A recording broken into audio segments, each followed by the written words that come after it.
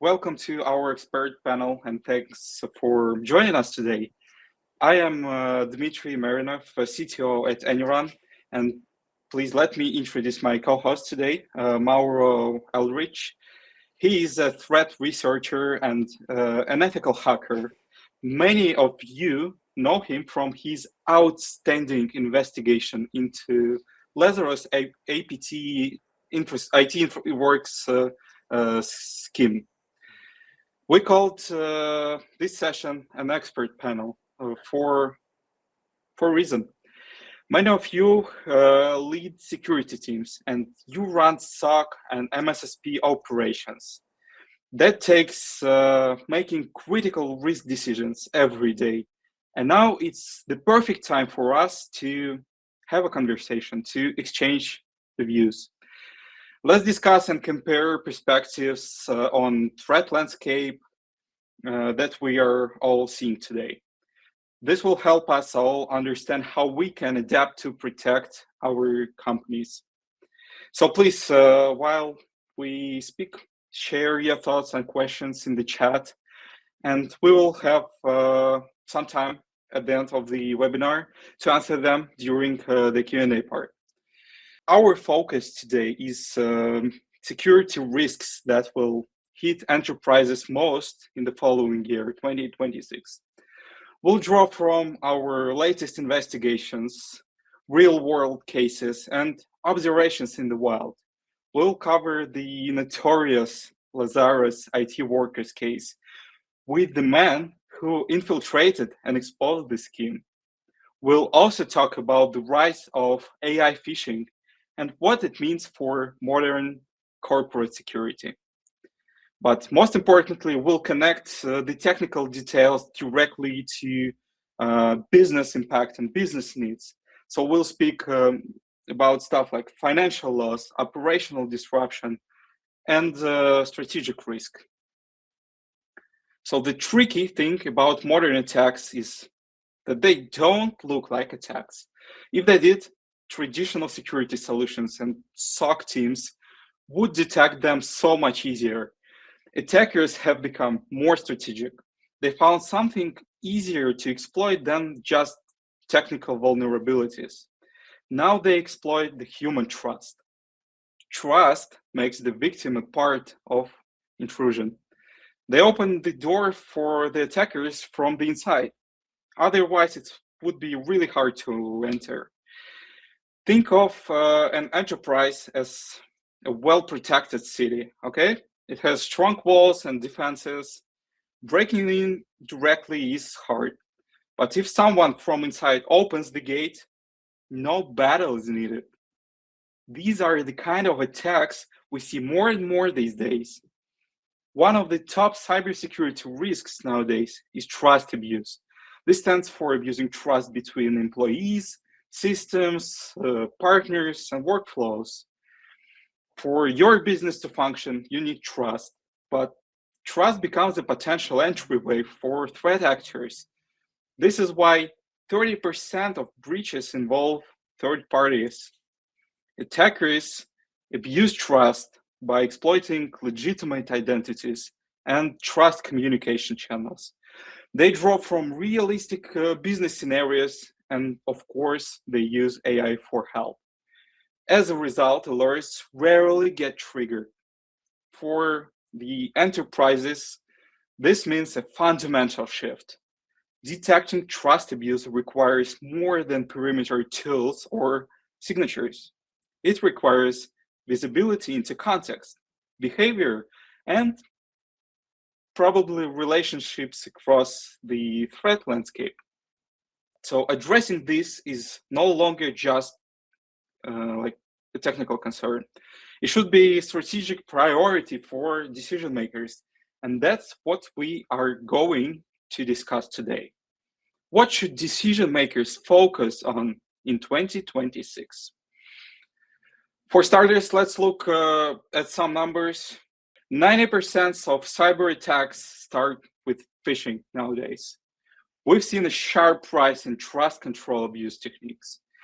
And BC cost like $55 billion in total losses for organizations between 2013 and 2023. Mauro, in your opinion, what are key conclusions based on these stats and general trends you see in modern malware? Well, what we are seeing now is, as you say, a spike, a rise, or a shift to social engineering or spear phishing. We are seeing that the attacks nowadays have no malware present. Instead of an infection attempts, you have more infiltration attempts. People trying to infiltrate silently, not with malware, not exploiting some border device. Also, we are seeing that there's a rise in BEC or business email compromise, but that it's not longer just restricted to email. You will also see that certain business assets like Telegram, especially useful for the crypto and the fintech sector, which is a place where people in the fintech and crypto sectors connect. Telegram is also very targeted, and now even WhatsApp. So that's what we are seeing now in this trend starting the year. So attackers no longer rely on exploit-based entry points. They rely on identity, process, and legitimacy. From a leadership perspective, that changes everything. It changes how risk should be measured. Mitigation is no longer just about like patching the systems. It's about understanding how trust moves inside your organization. So what are key vulnerabilities that allow threat actors to get in power? Well, in my opinion, we have a shift to human processes and human behavior. The infiltration attempts do not rely on exploiting, technological frontiers or border device like a router or a VPS or a public-facing service or asset. They are now exploiting people who are public facing. For example, the people that are easily publicly reachable. This could be your help desk assistants via fake tickets, a fake support ticket. They could be also your own developers being targeted on job platforms, being offered a fake job offer. And all of these attempts do not involve malware at all, at least on the first stage. It's always building a trust relationship first, exploiting later. So the first thing that you have to cover, which is the hardest, is the social part, the human behavior. Right. This suggests that the weakest point isn't infrastructure itself, but human processes, third-party relationships, and identity controls. For the enterprise security, this implies a focus on deeper visibility, awareness, and early detection of threats. That's what decision makers should prioritize in 2026. Let's look at the Lazarus IT Workers operation to see how identity-based attacks work in practice. And we'll start with the basics for those who maybe aren't familiar with our research. We were the first to publicly expose this Lazarus IT Workers infiltration scheme. Mauro, Heiner Garcia from NorthScan, and ANY.RUN collaborated on this investigation. Mauro, could you briefly explain what this scheme was about? Yeah, absolutely. Well, the North Korean government, especially the Lazarus divisions, which is a state-sponsored threat actor, has shifted their tactics from just spreading malware to gaining access to Western and Middle Eastern companies as workers. This means they will try to get a job at your company. Once inside, they will conduct corporate espionage, they will take your secrets, and start siphoning the funds from their salaries back to their regime, back to their government. Sometimes, especially if you're a crypto or financial company, they will try to drain your company assets. So this is not something that happens from night to the morning, but you should be really aware because this is the new trending threat in the corporate landscape. Yep. And the Lazarus case is a powerful example of trust abuse in a business setting. It wasn't based on advanced malware. Instead, famous Cholima relied on social engineering and identity fraud. They used convincing stories and pressure to drive the operation. So, Mauro, how did you first discover that campaign? Well, I was partnered with Heiner Garcia from Norscand, and we detected a GitHub campaign where someone was asking different developers about job opportunity. They said that this person said that they had a development company, a software factory, which had so many interviews that couldn't attend all of them. I know it sounds fishy, but they tried that one. And they will pay developers, independent developers, to conduct the interviews on their behalf. They will get the job, and then they didn't have to work the job. They will just receive a cut of the salary without working at all. The only requirement is for those developers to attend the daily stand-up and, well, all the interview processing and landing the job. So we answered this offer, and in order to start working, they asked us to give them access to our laptops. Naturally, we didn't. We gave access to an ANY.RUN instance, which recorded everything they did. So they were trapped in a sandbox, unbeknownst to them, and we started recording everything they did. Every single click they did, we have a recording. Every single IP they visited, we have a recording, and so on. So in real time, we were able to learn a lot about their operations, what happens in the backstage, their conversations, and so on, because they thought at every moment they were working in a laptop. Yeah, that's true. And the entire investigation took place inside ANY.RUN's controlled infrastructure. For this research, we set up an entire farm of custom virtual machines designed to mimic legitimate laptops used by American workers. Can you share how you made those environments look authentic? What specific elements did you replicate to avoiding raising suspicion? Well, we have a common Windows 7 laptop, which we told them it was our old laptop. It was actually a standard ANY.RUN instance, which had pretty much nothing installed, and it was used to stage to see what they will do, what they will install once inside an empty development machine. And then we have another one, which was a more modern one with Windows 11, and had so many things installed like a developer will do. Many AI assistants, coding assistants, different documents scattered around, which actually pose no value, but they were there just to fill the eye. And we also had multiple IDEs and environments, specifically some older environments to see which ones they will update, which ones they will pay more attention to. And so it helped us to learn way a lot about what they were doing in the backstage. Yep. And the fact that everything was happening in ANY.RUN's infrastructure made it possible for us to, once again, monitor everything that's been happening in real time.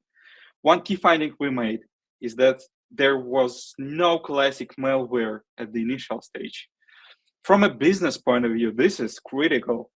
There were no obvious alerts, nothing suspicious at the first glance. Mauro, you've analyzed Lazarus malware for years. You've even gave name for several of their strains.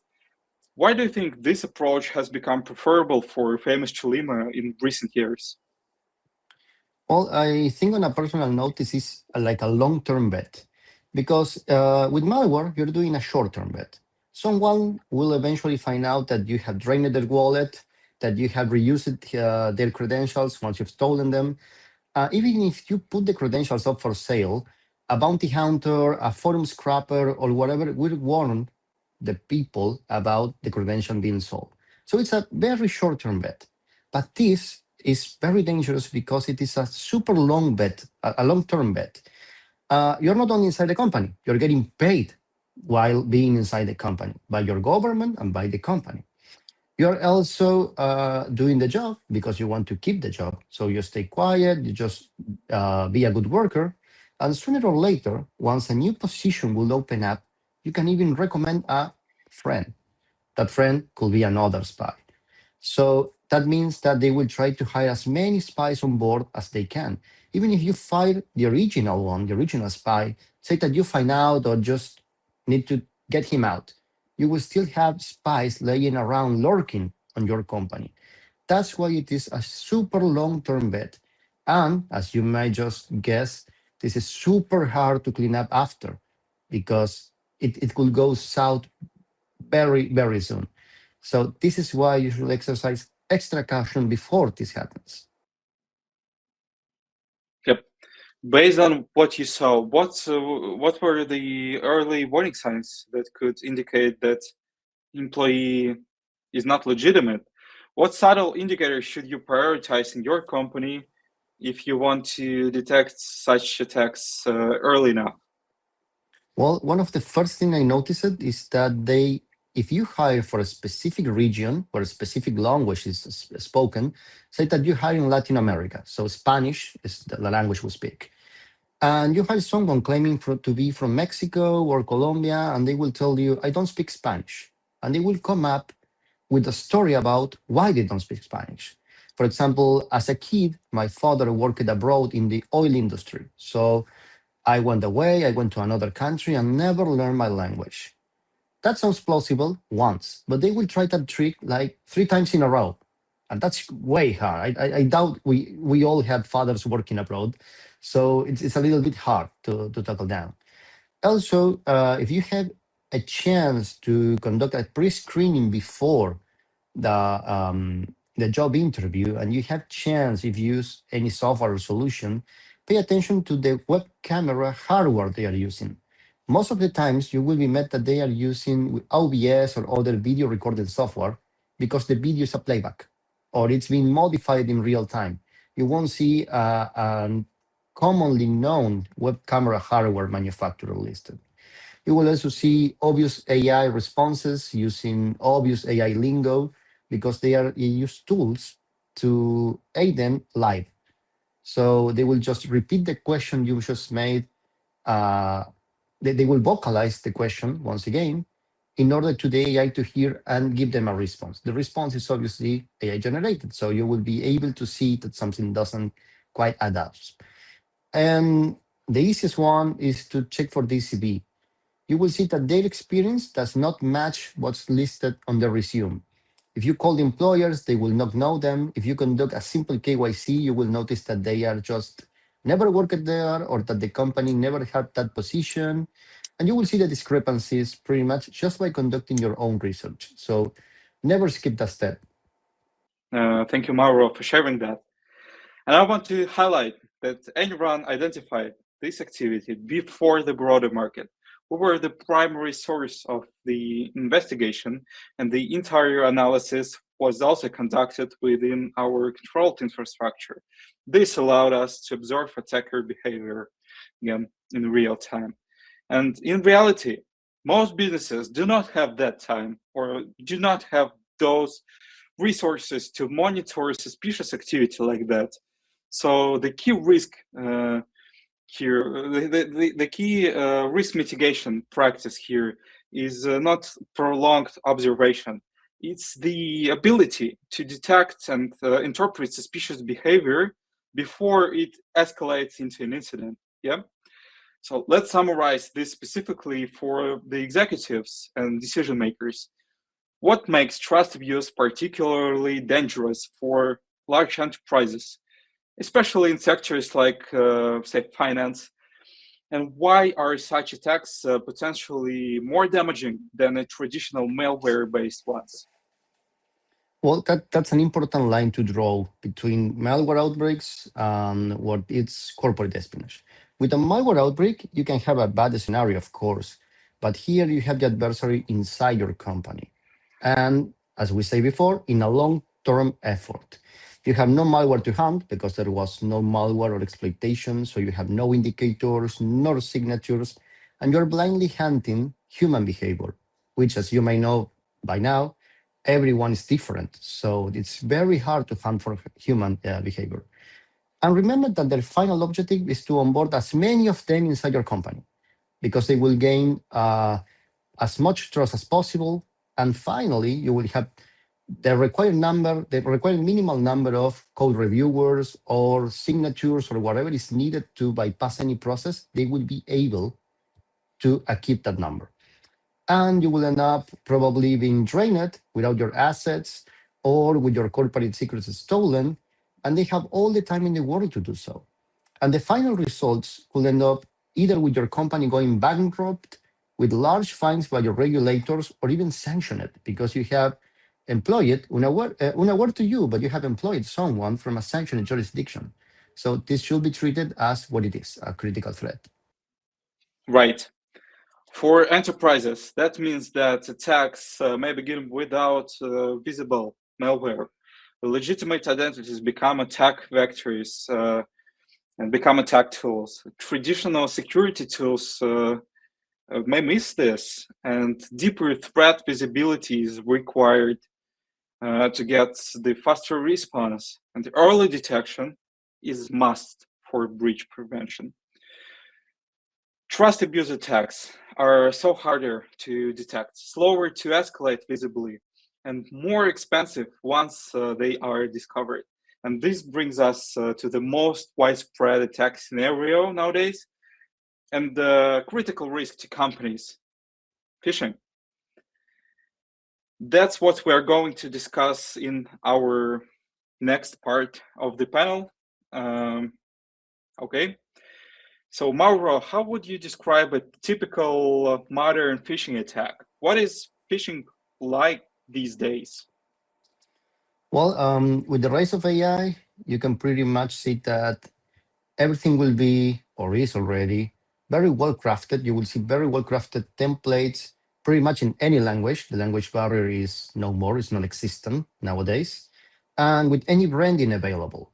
And even if the AI refuses to do you a logo or whatever, you can still make it copy the color scheme. You can make it copy an entire branding identity in just a few seconds. So for AI-enabled threat actors, this is trivial to copy any brand or impersonate any person via deepfake nowadays. You have customized messages that seemingly come from trusted sources or normal people like recruiters on legit job platforms, and you lack an obvious malware component to hunt after, at least on the first stage. So it ends up being something more believable. It's easy for you to trust that new phishing presentation.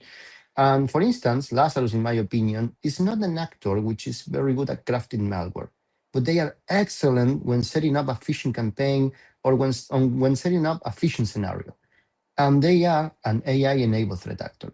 You will see that they use and rely on AI pretty much for everything nowadays.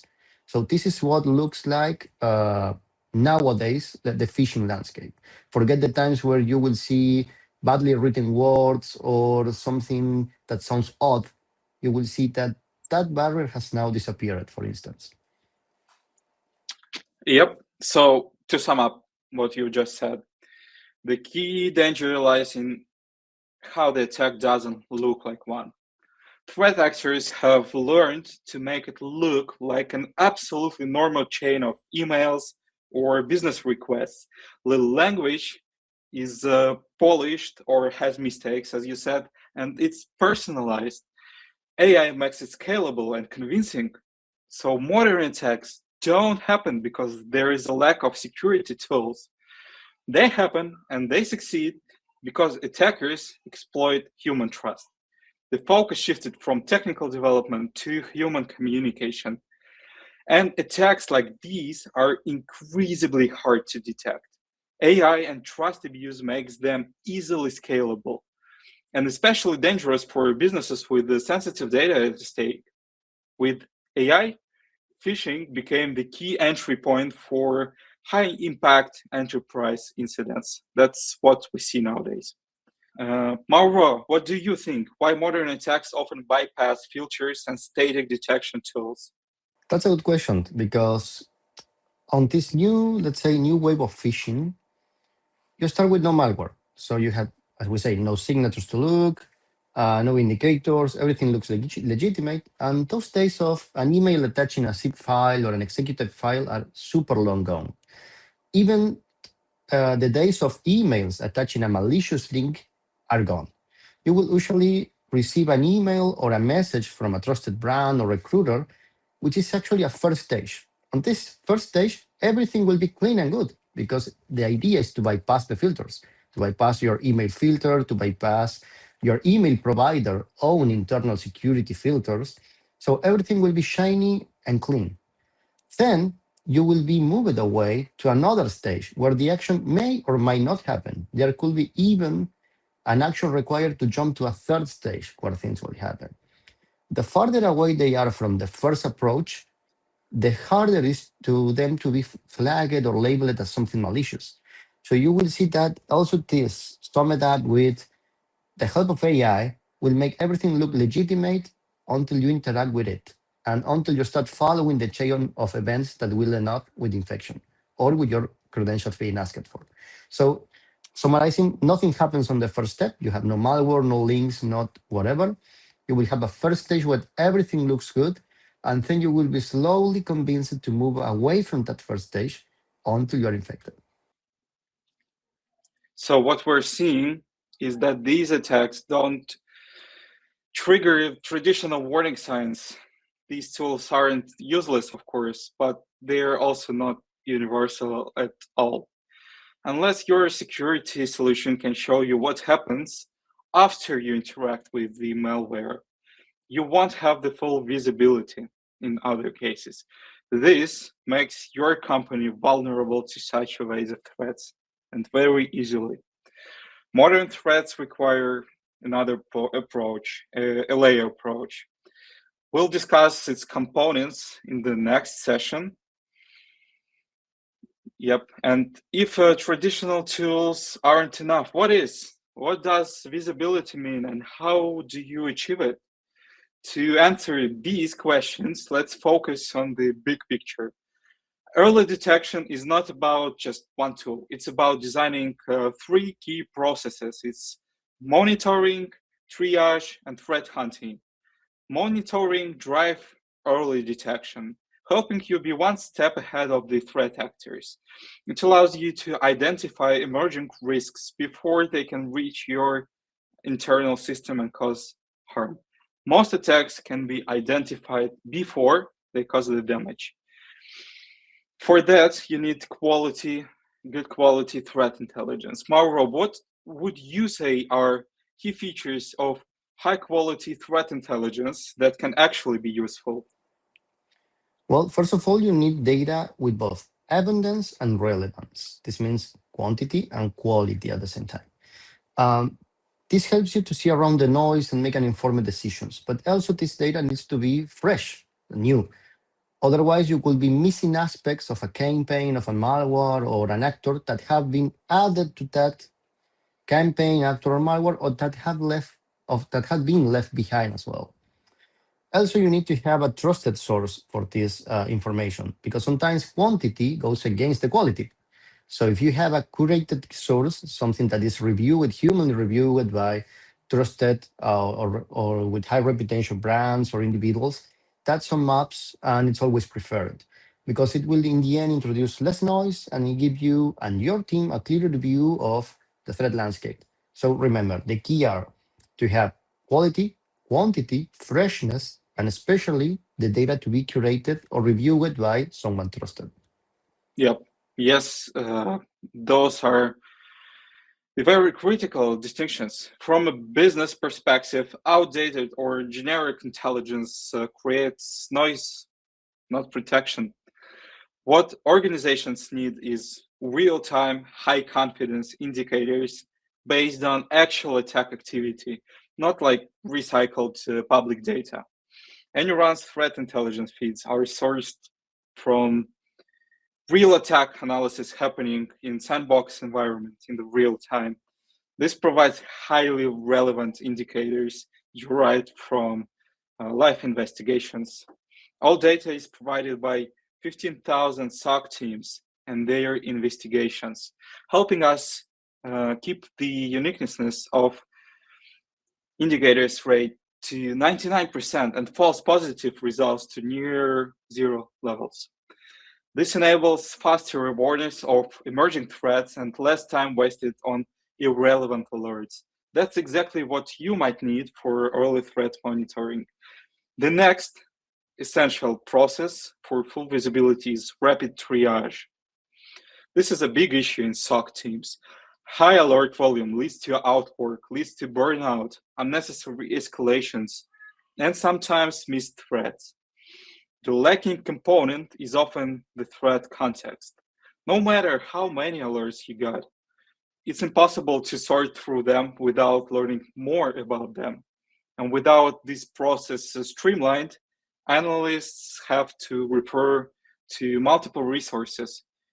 And such workflow wastes time and makes them drown in alerts and, of course, of course, causes the growth of operational expenses. So to improve triage, you need the right solutions for different tasks. For files and URLs, you can use ANY.RUN interactive sandbox. It lets you safely open and analyze suspicious samples. You can see their real behavior, interact with them, and generate a clear report within minutes. This helps analysts quickly understand if something is truly malicious, accelerating triage. But for triage of indicators such as of IP addresses, domains, hashes, you can use threat intelligence lookup. It enriches alerts with related indicators and context almost instantly. So this helps analysts understand where the indicator was seen before and how it connected to the other activity. And as a result, let's say tier 1 analysts can make decisions faster and with more confidence instead of escalating every case to the level up. And this part is important, really important for the leadership. If tier 1 analysts can resolve more incidents, this reduces operational pressure and improves SOC efficiency. From a business perspective, this means lower investigation costs and faster containment. The third process really necessary for full visibility into modern threats is proactive threat hunting. Mauro, what would you recommend here? Well, the first thing for me, the main point on hunting is data correlation. If you have lonely intel without correlation, that just becomes a gossip, a rumor, and you can make an actionable out of it. So every intelligent pulse that you craft needs to tell a story. Who did what to whom, when, and using what tools or what technique, what they did. And once you have many pulses about the same campaign or actor or malware, you will be able to form patterns. And recognizing patterns gives you advantages understanding how the threat actors buy, who the threat actors buy from, who is their domain provider, their tool provider, their favorite bulletproof hosting, or their VPS or VPN they abuse, and so on. With this, you can map their TTPs, their infrastructure, their websites, and in no time, if you exercise that rule of the pulse telling a story, you will be able to pretty much profile any threat that that you have seen. So I recommend that correlation. And remember, the rule is that the pulse must tell a history. The more you tell in the history, the better your next intelligent pulse will be correlated to the previous one. Yep, I agree. Effective hunting depends on correlation, it depends on context. Analysts should be able to identify patterns, reused infrastructure, and repeated techniques. Threat intelligence lookup enable this by connecting indicators, infrastructure, and historical activity. For analysts, this means faster investigation based on reliable data. And from a business standpoint, this provides early warning signals, helping to protect you, the infrastructure, from the breaches. So to sum up, we believe it's time for CISOs to update and refine the workflow in their SOCs. It takes giving up traditional approach that no longer work and focusing on adapting to modern threats. This requires hourly monitoring, fast triage, and proactive action via threat hunting. Mauro, could you wrap it up for us, please? Absolutely. So, wrapping up, what we have seen today is that trust abuse is the top security risk for enterprises this year. The Lazarus case is, well, the best example of the modern infiltration attacks you should be aware of this kind of trust abuse. And the phishing threats show us that the scale of today's cyber threats, and it's only here to stay, and it's only here to become bigger. So we believe that those are the points to look out for. I just wanted to say, as co-authors of the Lazarus investigation and the first to publicly expose this scheme, our goal was not only to analyze the attack, it was also to show what it means for enterprise security in the future. What we uncovered is not just one campaign. It's a shift in how enterprise risk operates. Attacks are becoming identity-based. They look legitimate and are often begin with without any detectable malware artifacts. So for executives and decision makers, this means that first suspicious behavior should receive more attention, even when there are no alerts at all. Secondly, detection strategy should be evolved just like threats do. And the third, companies should reinforce their security with real-time behavioral analysis and high-quality threat intelligence. ANY.RUN solution from our side support all three core SOC processes: monitoring, alert triage, and threat hunting. And ANY.RUN's interactive sandbox helps analyze files and URLs through behavioral analysis. Threat intelligence feeds provide fresh, real-world threat data for wide coverage. And threat intelligence lookup enables fast indicator enrichment for rapid investigation. Together, these processes ensure strong defensive strategy achieved through early detection and proactive action. Mauro, could you also please share the details? Absolutely. Thank you. Well, before moving on to the question and answer section, I would like to share a little bit about our company. We at BCA LTD conducted, along with ANY.RUN and Nordscan, the first ever recording of famous Colima's full infiltration campaign. As we told you before, we have recorded every single click they made, every single thing they tried to do. And you can find it all on the ANY.RUN blog, which is a very long research we have done for a few months. Also, we specialize in threat hunting and threat intelligence. We have our own intel platform called Sheriff, which we will share the links here in the chat along with other relevant links. We also conduct threat hunting exercise. So if you suspect that your company could be a target of a corporate espionage or APT activity, feel free to write to us and we will get in touch to see how we may be able to help. And thank you for attending today. Thank you so much for joining us today. So we hope it was really useful to you and you'll be able to apply our insights into your decision making. So follow the link that you can see on the screen to explore how enterprise-grade detection works and what result it brings. Thank you for my co-host Mauro once again. Thank you, everybody. See you in the next one. Thank you and see you again soon.